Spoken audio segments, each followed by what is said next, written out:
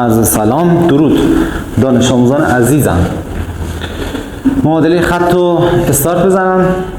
معادله خط به صورت y برابر است با ax به علاوه b نوشته می شود که برای رسم معادله خط ابتدا دو تا نقطه دلخواه بچه من به x میدم، نقطه رو رسم می کنم. خب میخوام معادله خط y برابر است با x به علاوه 2 اینو رسم کنم. باز هر کس سوالی چیزی داشت بپرسه. گفتم میام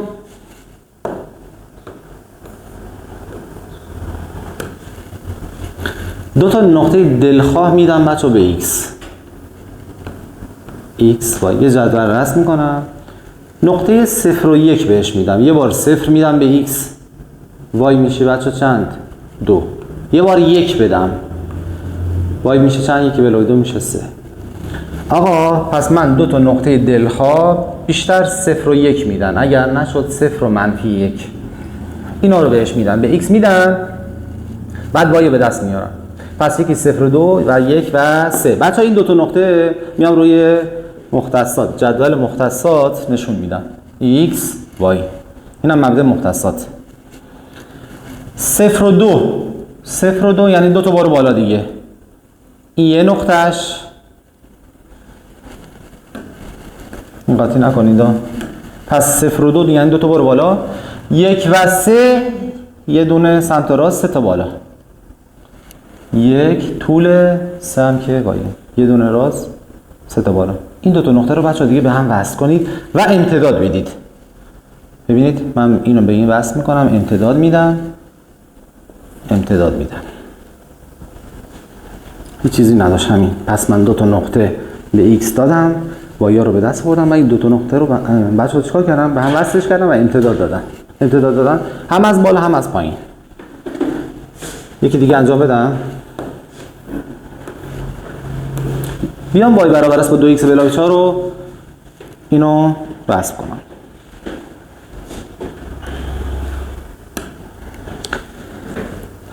حاجی y برابر است با 2x به علاوه 4 به x دو تا نقطه بده. آقا یه بار 0 میدم، یه بار 1 میدم. به x 0 بدم 2 0 تا میشه 0، y میشه چند؟ 4. آقا 1 بدم 2 1 2 به علاوه 4 میشه چند؟ 6. 0 و 4 1 و 6. این دو تا نقطه رو رسم کن. 0 و 4 یعنی 4 تا برو بالا. 1 2 3 4. این 0 و 4 1 و 6. یه دونه راست 6 تا بالا. یه دونه راست 1 2 3 4 5. بچه‌ها یه دونه دیگه هم اینجا. اینم 1 و 6. آقا نقاط دیگه هم میتونی بدی، یا مثلا اصلا میتونی عدد دیگه هم بدی، حتما باید روی همین خط بیفته. پس اینا رو به هم وصل کنیم. آقا گفتم هر نقطه دیگه هم میتونی بهش بدی. اوکی؟ مثلا من بیا این معادله خط رو رسم کنم. دو تا نقطه دلخواه بهش بده x y. مثلا من 0 و منفی 1 میدم، یا 0 و مثبت 1، یا 0 و 2 میدم. هر عددی که دوست داشتم به این میدم. اعدادی بدید که بچه وایشون ساده به دست بیاد. 0 بدم به x y میشه 3. 1 بدم میشه منفی 1 به علاوه 3 میشه چند؟ 2. آقا 0 و 3 1 و 2 اینا رسم کنم. بیام با آبی رسمش کنم. 0 و 3 1. بچه میام رو همین رسمش کنم. 0 و 3 یعنی 3 تا بار بالا. 1 2 3 اینجا 1 و 2 یه دونه راست 2 تا بالا. این دو تا نقطه رو با هم وصل کن. امتدادش بده.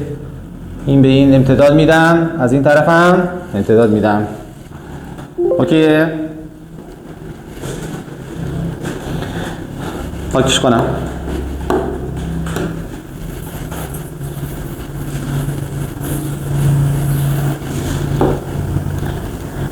آقا بیام بعدی رسم کنم. y برابر است با 2x به علاوه 1. 2x به علاوه 1 x y. به x 0 بدم 1 بدم. 0 بدم 2 0 تا 0 میشه y میشه 1. 1 بدم 2 1 2 به علاوه 1 میشه 3. پس 0 و 1 1 و 3. 0 و 1 یه دونه میرم بالا، 1 و 3 یه دونه راست، 3 تا بالا، 1 3 تا بالا، 1 2 3 اینجا. اینا رو به هم وصل کن. امتداد میکنم. خب نقطه 0 دلخواست دیگه، دو تا نقطه دلخواه بهش میدن. آقا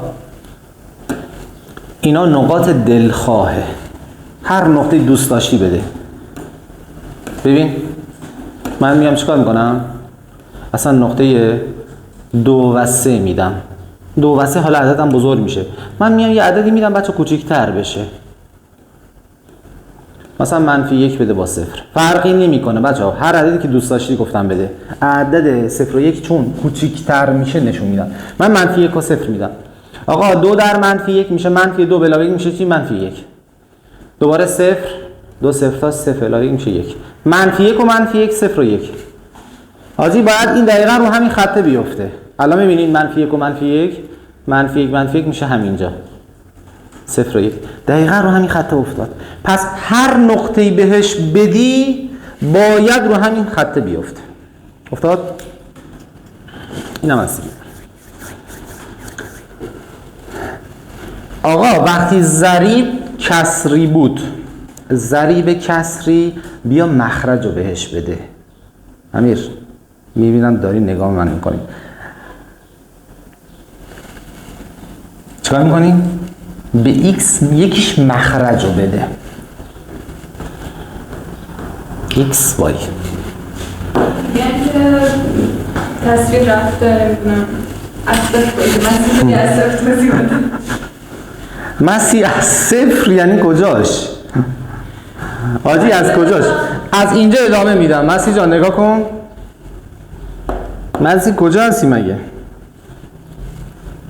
بوشهری؟ مسیح ببین مثلا من اینو میخوام رسم کنم،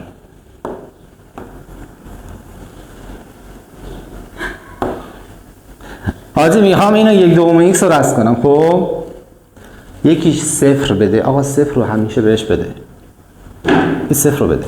1/2 0 میشه 0 دیگه داداش، درسته؟ آقا چون کسریه گفتم بیا مخرج رو بده. اینا که ضریبشون کسریه مخرج بده. چرا؟ چون بتونم با مخرج ساده کنم. یعنی چی؟ یعنی 1/2 من بیام 2 بدم به x، پس یه بار 0 دادم، 1/2 0 میشه 0، یه بار دیگه 2 بدم، 1/2 ضرب در 2. آقا 2 با 2 ساده میشه، 2 به 2 1، 2 به 2 1، 1 یکی. پس شد 0 و 0 2 و 1. این دو تا نقطه رو رسم میکنم. 0 و 0 که مرد مختصات اینجاست، 2 و 1 دو تا راست یه دونه بالا اینجا. حالا اینا رو به هم بس کن. حل داداش بعدی هم بگم قشنگ براتون تثبیت بشه.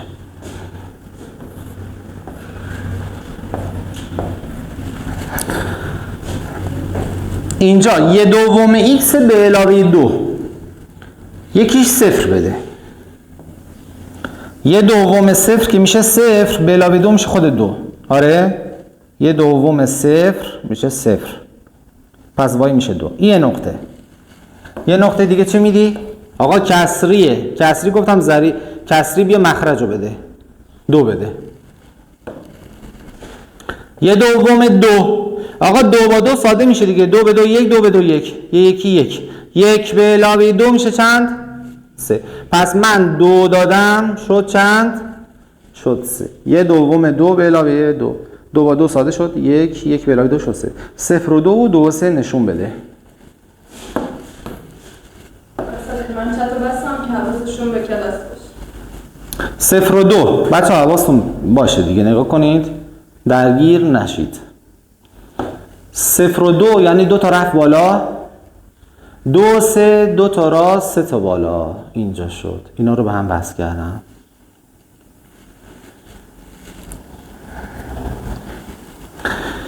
اینم از این. پس من برای 1/2 x به علاوه 2 بچه‌ها من چیکار کردم؟ یه بار 0 دادم، 1/2 0 شد 0 به علاوه 2 شد 2، یه بار 2 دادم. چرا 2 دادم؟ بچه‌ها مخرج رو میدم که ساده بشه کسری. اینم از این. برم یکی دیگه انجام بدم بچه‌ها. خب این سوال حل کنم. تمرینیه که بچه تو امتحان حتما میاد. خط وای برابر است با منفی 1 دوم ایکس به علاوه 2 رسم کنید. بچه من بیان رسمش کنم. وای مساوی با منفی 1 دوم ایکس به علاوه 2.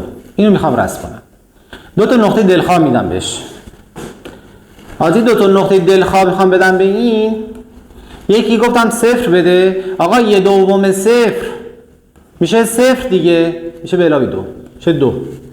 حالا چی بهش بده دیگه؟ مخرج 2 میدم. یه بار دیگه چی بدم؟ من یه بار 0 دادم شد 2. یه بار دیگه خود مخرج میدم 2. 1 دوم 2 به علاوه 2 بچه 2 با 2 ساده میشه 1. منفی 1 در 1 منفی 1 به علاوه 2 میشه مثبت 1. این هم نقطه بعدی 0 و 2 و 2 1. اینو رسم کنم. آقا 0 و 2 یعنی 2 تا برو بالا. این یه نقطه 2 1 2 تا برو راست یه دونه بالا اینجا. حالا اینو به هم وصل کن. این شد بچه ها رسم نمودارم. پس یکیش 0 دادم، 1 دوم 0 شد 0، وای شد 2. یه بار 2 دادم چون خط خوردگی نشه اومدم اینجا نوشتم منفی 1 دوم 2 به علاوه 2 با 2 رفت شد 1 منفی 1 در 1 منفی 1 به علاوه 2 مثبت 1. 0 و 2 تا رفت بالا 2 1 2 تا راست یه دونه بالا به هم وصلش کردم. این بچه ها رسمش. نمودار رو میتونی از اول بزنی؟ نمودار رو؟ نمودار رو؟ نمودار رو از اول بزنی. یعنی چی؟ نقاطش فهمیدن؟ نقاط 0 2 2 1 مشکل نداری؟ خانم زاره جواب میگی لطفا. 0 و 2 2 تا رفت بالا این یه نقطه 2 1 2 تا راست این ایکس دیگه این وایه ایکس وای 2 تا راست یه دونه بالا اینجا. حالا این نقاط رو با هم وصل کردم همین 2 تا نقطه رو با هم وصل میکنم.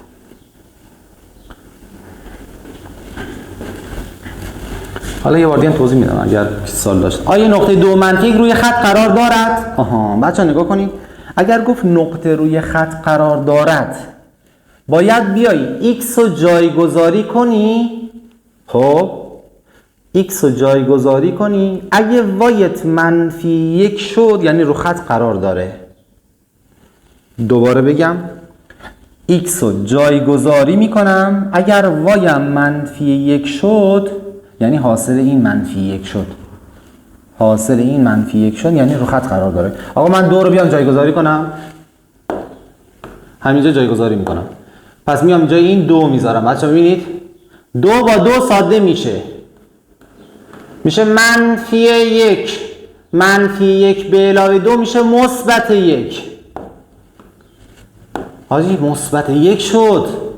این چی بود؟ منفی 1.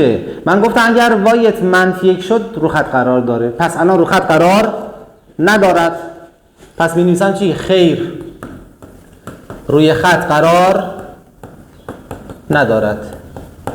حتما باید وصلش کنیم نقاط رو به هم. کدوم؟ اینو؟ حتما وصلش که میکنی امتدادش هم میدی هم از بالا هم از پایین. اوکی؟ پس اگه گفت نقطه رو خط قرار داره x رو جایگذاری میکنم. اگر وای هم شد منفی 1 رو خط قرار داره. حاجی من 2 جایگذاری کردم وای شد مثبت 1 پس رو خط قرار ندارد. اگر گفت چرا میگی چون جایگذاری کردیم وای برابر منفی 1 نشد. نقطه ای از این خط به طول 1 را بیابید. آقا وقتی میگه نقطه یعنی یه x میخوام یه y مثل اسم و فامیله. خب مثل اسم و فامیله. پس اگر نقطه به دست بیار یعنی x و y شو بنویس. نقطه ای از این خط به طول 1. آقا به طول 1 یعنی چی؟ یعنی بیا جای x 1 بذار ببین وایش چی میشه. پس من نقطه x و y میخوام. به جای x 1 بذار اینو پاک کنم دیگه. مادر دانشجویان درس برسم. نقطه از این خط به طول یک بچه میام جای x 1 میدم میبینم y هم چی میشه. y مساوی با منفی 1 دوم 1 به علاوه 2. بچه y برابر میشه منفی 1 دوم 1 میشه منفی 1 دوم دیگه. منفی 1 دوم به علاوه 2. بچه مخرج مشترک بیاریم دیگه. 1 2 برابر میشه، اینم 2 برابر میشه 4 منهای 1 میشه 3 دوم. مخرج مشترک گرفتم. شد 4 دوم منهای 1 دوم شد 3 دوم. y شد 3 دوم. آقا y شد 3 دوم. x هم چنده؟ طول همون x دیگه 1 شد. پس مختصاتش میشه چی؟ مختصات نقطه y شده 3 دوم، x هم شده 1. پس میشه 1 با 3 دوم. یه بار دیگه گوش کن. نقطه از این خط به طول 1 میان جای x 1 میدم ببینم y هم چی میشه. آقا منفی دوم 1 به علاوه 2 منفی دوم 1 میشه منفی دوم به علاوه 2. مخرج مشترک میگیرم، یه مخرج 1 میدم، 2 برابر میشه 4 منهای 1 3 دوم. آقا y شد 3 دوم، y هم شد 3 دوم. x چند بود؟ 1. نقطه میخواد. آقا نقطه میخواد یعنی مختصات بنویس. درست شد؟ مختصات نقطه برخورد با محورهای مختصات. آقا برخورد با محورهای مختصات یعنی چی؟ من یه نقطه برخورد با محور x دارم، یه نقطه برخورد با محور y دارم. بچه‌ها خوب گوش کنید، اگر محور x را قطع کند یعنی وایش صفره. اگر محور y را قطع کنه xش صفره. پس آقا نقطه برخورد با محورهای مختصات، ببین من یه جدول میکشم قشنگ متوجه بشید.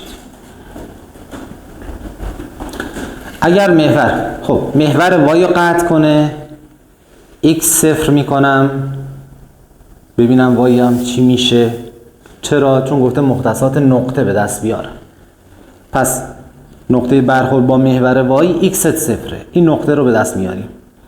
نقطه برخورد با محور طول محور x y صفره، y صفر میکنم x هم رو به دست میارم. من دو تا نقطه از اینجا به دست میارم. پس یه مختصات این به دست میاد، یه مختصات این. یعنی چی؟ من یه جدول اینجا یه مختصات اینجا دارم، یه مختصات هم اینجا. یه بار دیگه بگم، اینجوری بگم برخورد با محور x y صفر میشه، برعکس دیگه، برخورد با محور x y صفر میشه، برخورد با محور y x صفر میشه. خب اگر محور y قطع کرد x صفره، خب yش ببین چی میشه. x صفر کنم، آقا اینجا داشتم دیگه، اینو صفر کنم میشه چی؟ y میشه 2. y هم چی میشه؟ 2 میشه. یه دوم صفر به 2. اگر y رو صفر کنم x چی میشه؟ این هم میخوام. آقا اگه y رو بهت داد x رو بخواد، این میشه معادله. این باید معادله به دست بیاری، هیچ راهی هم نداره. من y رو صفر کنم x به دست بیارم میشه معادله. نگاه کنید بچه‌ها، جای این صفر بذارم، صفر مساوی با منفی 1 دوم x به علاوه 2. بچه‌ها معادله باید حل کنم. 1 دوم x رو پرت کنم سمت چپ، علامت عوض میشه، میشه 1 دوم x برابر است با 2. x آزاد کنیم بچه‌ها، x آزاد کنیم میشه چی؟ 2 تقسیم بر 1 دوم. 2 تقسیم بر 1 دوم میشه چند؟ 2 تقسیم بر 1 دوم، دور در دور نزدیک در نزدیک کن، 2 تا 4 میشه چند؟ 4. پس x شد 4 y شد 0. اینم مختصات این 4 و 0. اینم مختصات اینم که شد 0 و 2. آقا پس مختصات نقطه برخورد با محور مختصات یکی شد 4 و 0، یکی شد 0 و 2 که میای اینجا مینویسیش.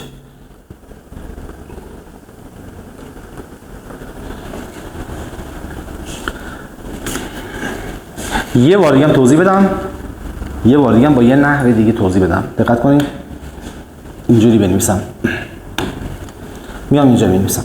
پس اگر گفت مختصات نقطه برخورد با محور مختصات، یه جدول بکش، یه بار x رو صفر کن ببین y چی میشه.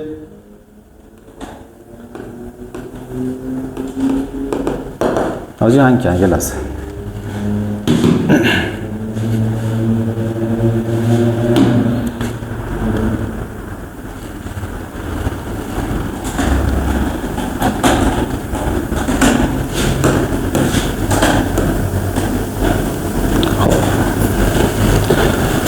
پس اگه گفت مختصات نقطه برخورد با محور مختصات، یه جدول بکش، یه بار x رو صفر کن ببین y چی میشه، یه بار y رو صفر کن ببین x چی میشه. اوکی؟ این نقطه به دست میاد. x رو صفر کنم، دوباره می نویسمش بچه. منفی یه دومه، صفر به علاوه دو. آقا یه دوم صفر میشه صفر، y میشه چند؟ دو. این نقطهش. این میشه چی؟ برخورد با محور y. وقتی x صفره، فلش بزن. وقتی x صفره یعنی چی؟ محور y قطع میکنه. برخورد با محور y میدونی. خب یه بار دیگه چی؟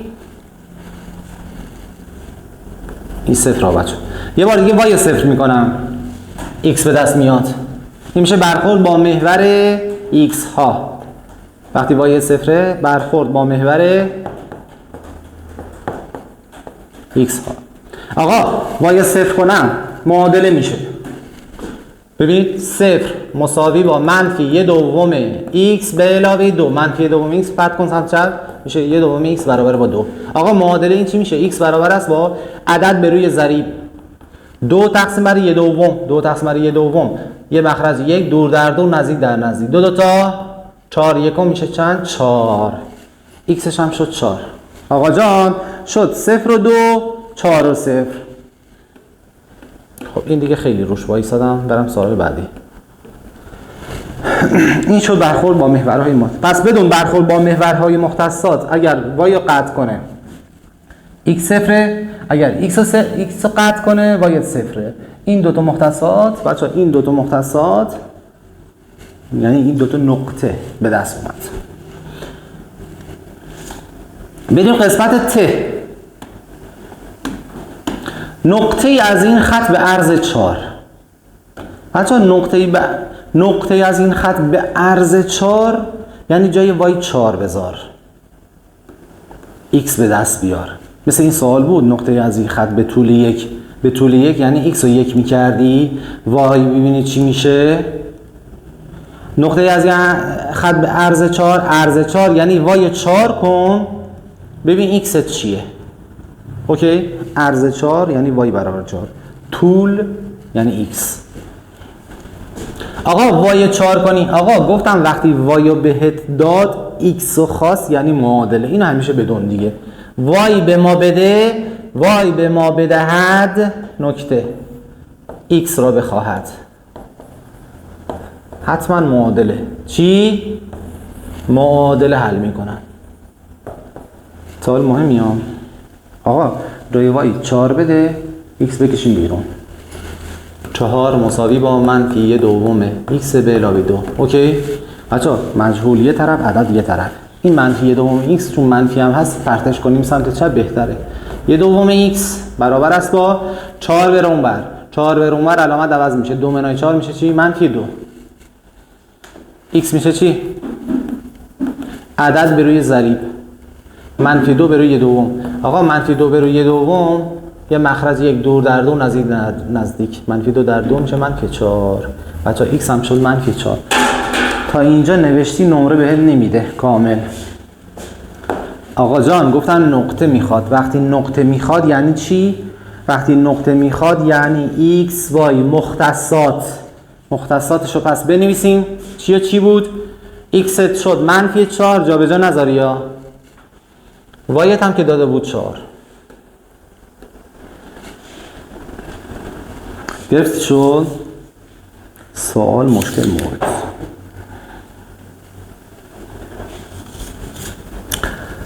یکی دیگه هم از این حل کنیم. ببین که سوال چیز داره من رد کنم برم.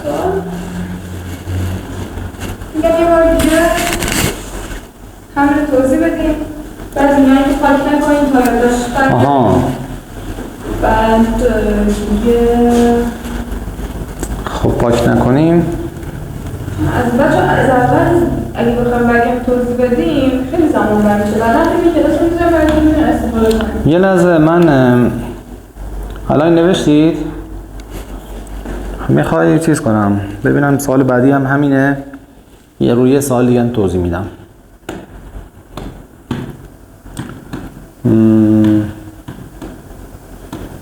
آره اینجا من دارمش. خب یه دوم x بلا 4 بود. این سوال میتونم بچه ها خودشون از صفحه هم یه اسکرین بگیرم مثلا. آره بچه ها میتونی اسکرین هم بگیرید دیگه از صفحه ها. خب من بیام اینو حل کنم بچه، اینم این همونه. خب بچه ها فیلم این تو آفارات هم میذاریم بعد سعی کنید الان استفاده کنید از کلاس.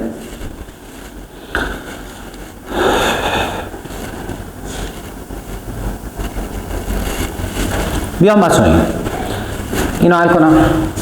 خط به معادله این رسم کنید.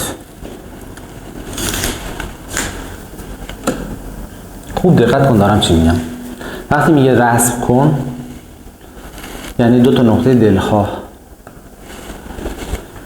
دو نقطه دلخواه چی بهش میدم؟ 0 و 1 نه 0 و مخرج. حاجی ضریبش کسریه، ضریب کسری 0 بده با مخرج. افتاد؟ آقا 0 بدم این که کلا ناکوت میشه، وای میشه 4 دیگه، درسته؟ مخرج بده آقا 1/2 مخرج 2 میدم، 2 با 2 خط میخوره میشه 1. 1 به علاوه 4 میشه چند؟ پس من 2 دادم شد چند؟ 5. گرفت شد؟ حالا بریم رسمش. این دو تا نقطه رو من میخوام رسم کنم. میام اینجا رسمش میکنم. 0 و 4 یعنی 4 تا برو بالا. این محور وای، این محور x. 0 و 4 یعنی 4 تا برو بالا. 1 2 3 4. این شد 0 و 4. حاجی 2 و 5 2 تا راست 5 تا بالا. 1 2 3 4 اینجا میشه 5 تا. اینجا. اینو به هم وصل کن و امتداد بده. امتداد بده هم بالا هم پایین.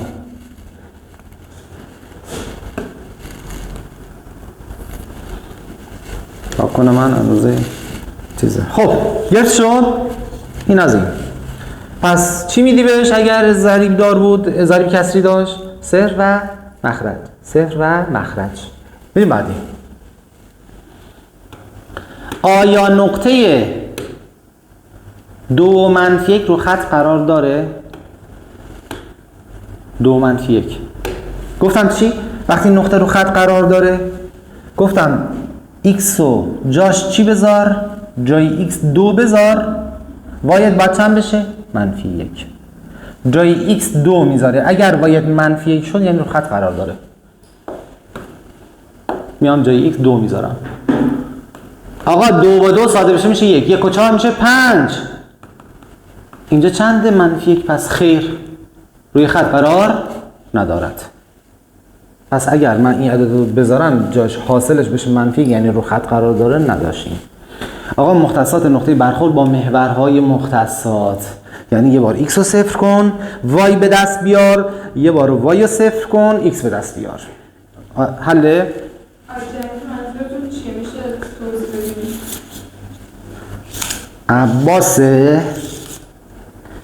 عباس جانم میگه که استاد ما هم باید حل کنیم.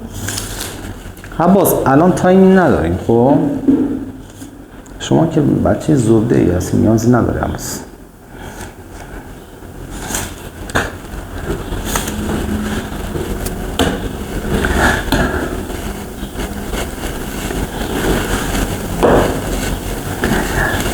مختصات نقطه‌ای برخورد با محورهای مختصات گفتم چی؟ یه جدول میکشی، یه بار x رو صفر میکنی y به دست میاد، یه بار y رو صفر میکنی x به دست میاری. گرفت شد؟ یه بار x صفر میکنم y ببینم چیه، یه بار y صفر میکنم ببینم x چیه. آقا x صفر کنی که دیگه میدونستیم چی بود. x صفر کنی y شد 4. درسته؟ این از این شد 0 و 4. یه دوم 0 y شد 4. اگر وای رو صفر کنم، ببین گفتن اگر وای رو عدد دادی ایکس رو خواستی یعنی معادله. یعنی چی؟ معادله. آقا وای صفر کنم، این معادله حلش کن. وای صفر صفر مساوی با 1/2 ایکس به علاوه 4. 1/2 ایکس پرت کن سمت چپ میشه منفی 1/2 ایکس برابر با 4. ایکس میشه چی؟ عدد به روی ضریب، یعنی 4 تقسیم بر منفی 2. 4 تقسیم بر منفی 2 دور در دور نزدیک در نزدیک کن. 4 دوتا 8 1 در منفی منفی 8 یکم میشه منفی 8. 4 تقسیم بر منفی 2 دور در دور نزدیک در نزدیک شد منفی 8. پس اینم شد منفی 8. آقا تا اینجا بنویسی کافی نیست. مختصات نقاط برخورد با محور و مختصات اینو باید به صورت مختصاتی اینجا بنویسی. شد 0 و 4 معلم اینو میخواد و منفی 8 و 0.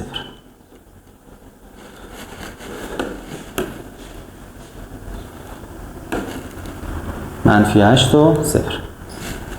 بعضی جا تو امتحان میگه مختصات نقطه برخورد با محور x به دست بیار، یا میگه مختصات برخورد با محور y. اینا میگم.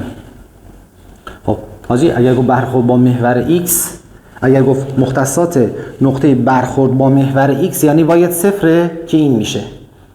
مختصات نقطه برخورد با محور y یعنی x صفره میشه این. پس اگر جداگانه خواست 0 و 4 آقا x صفر بود یعنی برخورد با محور y، برعکسه y صفر بود یعنی برخورد با محور x. پس این میشه نقطه برخورد با محور y، این میشه برخورد با محور x. اینم براش بنویسید.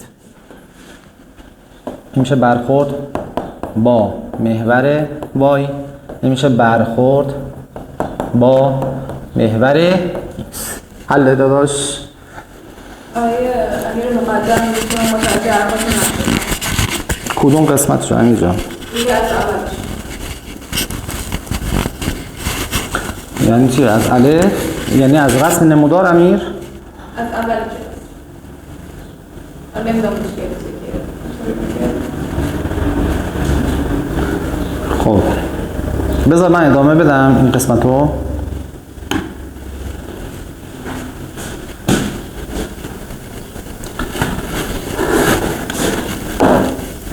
گفته نقطه از این خط به طول منفی 1. آقا به طول منفی 1 یعنی جای x چی بذار؟ جای x منفی 1 بذار. من جای x منفی 1 میذارم y به دست میارم. چرا y؟ نقطه میخواد. آقا نقطه نیاز هست به یه x و y. حاجی من x همون دارم، y همون میخوام. الان من میخوام مختصات اینو بنویسم. طول منفی 1 یعنی طولم x هم منفی که y هم ببینم چی میشه. برو y رو به دست بیار. طول جای x منفی 1 بده. پس y برابر است با 1/2 منفی 1 به علاوه 4.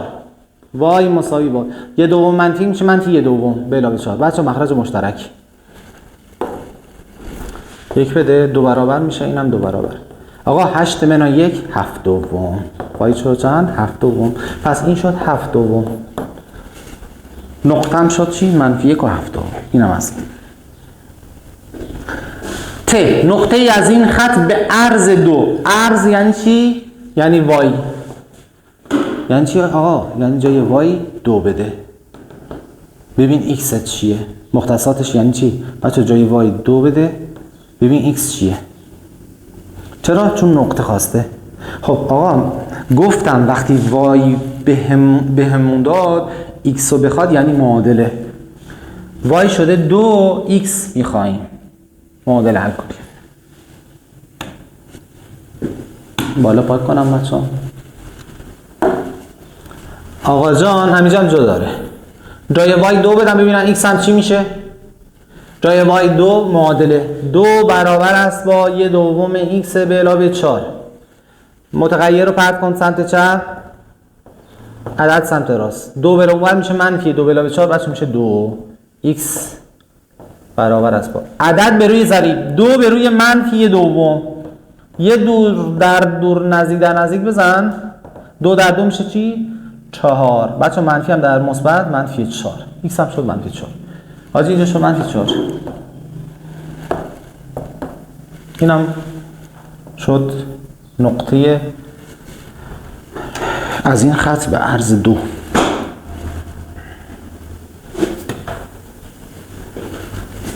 پس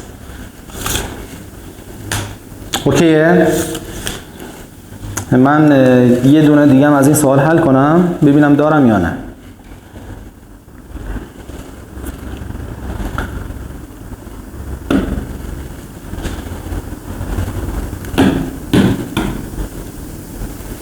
حاجی اینم بریم جلو. تمرین کتاب. امیر خوب گوش کن ببین اینجاش کجاش مشکل داشتی، هر لحظه مشکل داشتی بگو توضیح بدم. این کل مطلبی که از اول فصل دارم میگم. آقا خط به معادله این رسم کنید. پس برای رسم خط 2 تا نقطه دلخواه. آقا ضریب x هم کسری نیست، پس برو 0 و 1 بده. پس 2 نقطه دلخواه 0 و 1 میدم. به x 0 یه بار میدم، یه بار 1 میدم. حالا برو وایاشو پیدا کن. آقا من به جای این 0 بدم 2 0 تا میشه 0. وای میشه چند؟ 2. آقا 1 بدم منفی 2 در 1 میشه منفی 2. به علاوه 2 وای میشه 0. پس شد 0 و 2 1 و 0. یعنی در الان من جایگذاری کردم دیگه. درست؟ این نقاط رو دیگه رسم میکنم. این x این y. آقا 0 و 2 یعنی 2 تا برو بالا. این نقطه. درست؟ 1 و 0 یه دونه برو راست. به هم وصل کن. امتداد امتداد. این شد y برابر است با منفی 2x به علاوه 2. گرفت شد؟ این از این. الف آیا نقطه 1 و 0 روی خط قرار دارد؟ گفتم وقتی میگه یه نقطه رو خط قرار داره یعنی جای xش بیا 1 بده. اگر y هم شد 0 یعنی روی خط قرار دارد. اگر y هم 0 نشد یعنی روی خط قرار نداره. پس جای x 1 میدم. حاضر بیا جای x 1 بده. به این 1 بده. منفی 2 در 1 منفی 2 به علاوه 2 y شد 0. تمام. یعنی روی خط قرار داره. می‌نویسی چی؟ بله روی خط قرار دارد. چرا؟ چون جای x 1 دادیم y برابر از 0 شد. چون در جایگذاری صدق کرد. پس من 1 دادم y شد 0. روی خط قرار داره. مختصات نقطه برخورد با محور طول. ببینید اینجا جداش کرد. سال قبلی گفته بود مختصات برخورد با محورهای مختصات. اینجا گفت فقط بیا با محور طول. آقا برخورد با محور طول چی 0 بود؟ برعکس بود. y 0 بود. محور طول محور x دیگه. برخورد با محور طول y 0. برخورد با محور عرض x 0. دوباره می نویسم. برخورد با محور طول y 0. برخورد با محور عرض x 0. یعنی چی؟ x 0 کن y به دست بیار دیگه، نقطه است. این y 0 کن ببین x چیه. x 0 کن ببین y چی.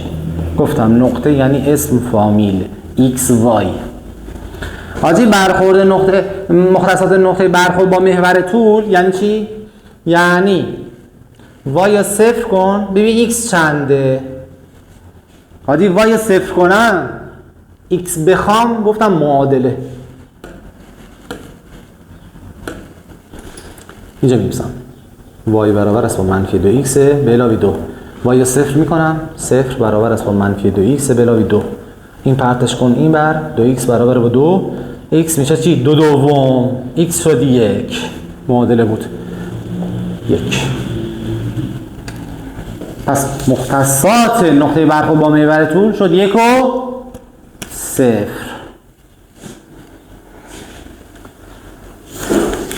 همه چی اوکیه؟ عباس هستی؟ بریم.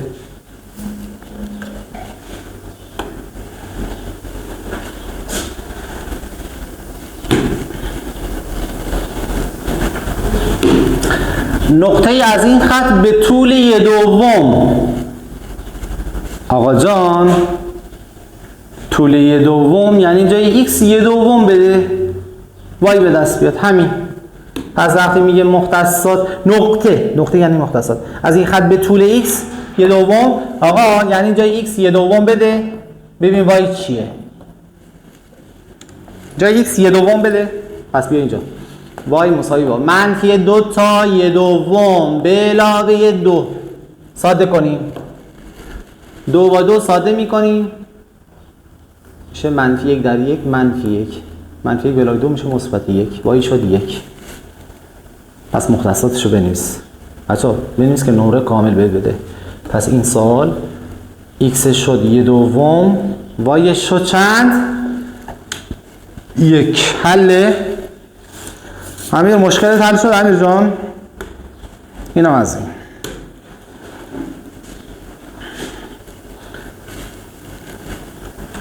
امیر مشکلش حل شده یا نه؟ خب خدا رو شکر. پس نقطه از این خط به طول 1 یعنی جای x 1/2 y ببین چی میشه. 1/2 گذاشتم -2 در 1/2 به علاوه 2. 2 با 2 ساده کردم شد -1 به علاوه 2 شد y 1. پس شد 1/2 1. آقا جان وقتی میگه نقطه یعنی مختصات یادت؟ نقطه از این خط مختصات به عرض 0 حاجی یعنی جای y 0 بده. x ببین چی میشه. یعنی جای y 0 بده ببین x چی میشه. حتما اگر اون y داد x میخواد. x داد y میخواد. آقا y برابر 0 بده معادله. همینجا بنویسم 0 مساوی با -2x به علاوه 2. اینو پرت کن اون بر 2x برابر با 2. x میشه چند؟ 2/2. x شد 1. پس مختصات شد چی؟ 1. yش هم چند بود؟ 0. اینم نقطه. اینم برای این سوال. پس نقطه از این خط به عرض 0 یعنی آقا من جای y 0 میکنم ببینم x هم چیه. جای y 0 کردم معادله میشه. آقا جان گفتم وقتی y را بدهد x را بخواهد یعنی معادله.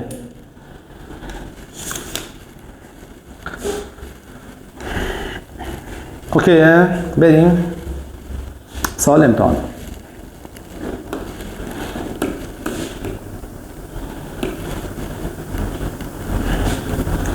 بیام اینجا اینو که گفتم. این یه سوال اینجا اومده. آقا یه سوال اینو حل کنم. گفته نمودار این رو رسم کنید y فقط برابر خود 2x. آقا من وقتی میخوام y برابر 2x رسم کنم دو تا نقطه دلخواه x y چند میدم؟ 0 و 1. چرا 0 و 1 بچه‌ها؟ ببینید ضریب x کسری نبود من مخرج بدم. اگر ضریب x کسری نبود 0 و 1 بده. به x 0 بده y میشه 0. 1 بده 2 1 دوت. یه بار 0 دادم شد 0 2 1 دوت. این نقطه رو رسم کنم. این نقاط رو رسم کنم. 0 و 0 1 و 2. خب به هم وصلش میکنم. امتداد دادم. این شد y برابر 2x. حاجی گفته نقطه به طول -1 رو خط بیابید. طول -1 یعنی x -1 y به دست بیار. آقا طول -1 یعنی x -1 ببین y چی میشه. آقا جای x -1 بده. y برابر است با 2 تا -1. y میشه چند؟ -2. پس نقطه‌شو بنویسم. x هم -1 y هم -2. یه بار دیگه توضیح بدم. نقطه‌ای به طول -1 جای x -1 بده. 2 در -1 y میشه -2. پس طول -1 y هم افتاد. آیا این خط مبدأ گذر است؟ یعنی از مبدأ مختصات میگذره؟ بله. حالا اگر من نمودار نداشتم چجوری به دست می اومد؟ بچه مبدأ گذر یعنی اگر x تو صفر دادی باید y هم صفر بشه، یعنی از مبدأ مختصات بگذره. پس مبدأ گذر یعنی چی؟ یعنی اگر x صفر دادی باید y هم صفر بشه. داداش ما اینجا صفر دادیم x، y هم شد صفر. مبدأ گذره. سوس ماس. حله؟ بریم.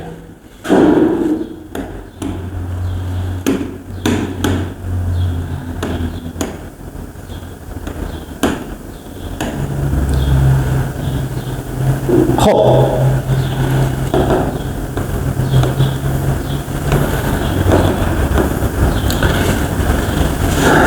از برخورد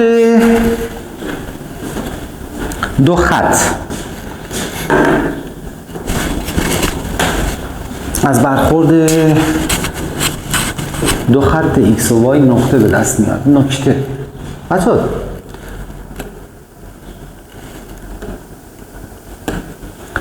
دو تا خط x و y گفته برخورد کنن نقطه به دست میاد. یعنی چی؟ مثلا از برخورد دو خط y برابر منفی 3 و x برابر 2 چه نقطه‌ای به دست میاد؟ پس آقا اگر گفت خط x برابر 2 y برابر یه عددی اینا رو با هم برخورد بدیم یه نقطه به دست میاد. خیلی واضح. به جای x 2 بده، به جای y هم منفی 3 بده. همین. پس دو تا خط وقتی همدیگه رو قطع میکنن یه نقطه‌ای که به دست بیاد xش میاد بالا، yش هم که میاد پایین. همین. از برخورد دو خط x برابر 1 y برابر 3 چه نقطه‌ای به دست میاد؟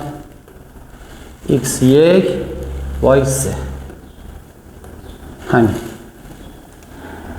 این هم یه نکته بود خاصی نداشت. بریم نکته بعدی. خطهای صعودی دارای شیب مثبتند، خطهای نزولی دارای شیب منفی هستند. بیام اینا رو توضیح بدم.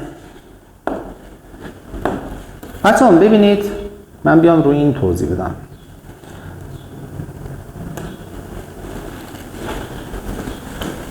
y مساوی با ax به اضافه b. بچه به ضریب x میگن شیب، به این عدده بیه میگن عرض از مبدأ. خب پس میخوام دیگه بچه بحث شیب انجام بدم و عرض از مبدأ. پس ضریب x میشه شیب، به این عددی که تنهاست میگن عرض از مبدأ زمانی که y تنها باشه. پس اگر یک معادله y برابر است با ax به اضافه b دیدی ضریب x شیب به عرض از مبدأ. حالا میخواد بحث نمودار اول اینجا انجام بدیم. میگه خطهای صعودی دارای شیب مثبتند. حتی صعودی، خط صعودی چجوریه؟ این خط صعودیه، این هم خط صعودیه. پس خطهایی که به این صورتن میگن خطهای صعودی. اینا شیباشون مثبته. خط نزولی شیبش منفیه. پس بچه آ شد شیب، بی شو عرض از مبدأ. پس آ بزرگتر از صفرن. اینا آشون کوچکتر از صفر، منفیه. پس آقا جان این خط صعودیه، این هم خط صعودیه. پس این شیبش مثبته. شیب مثبت یعنی چی؟ یعنی آ بزرگتر از صفر. مثبت آ بزرگتر از صفر.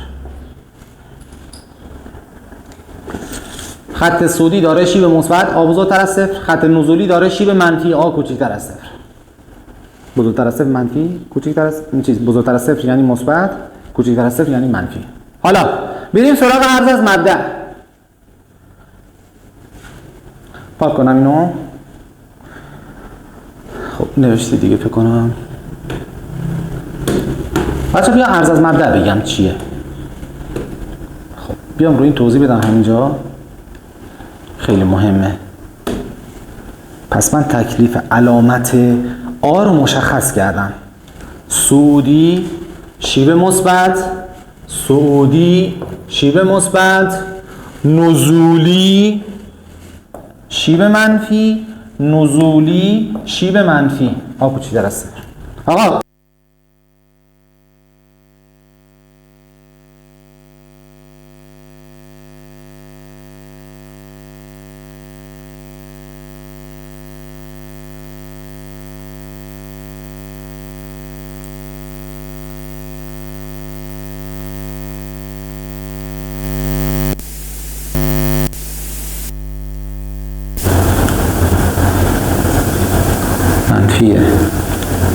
چیزه باتریش اومد.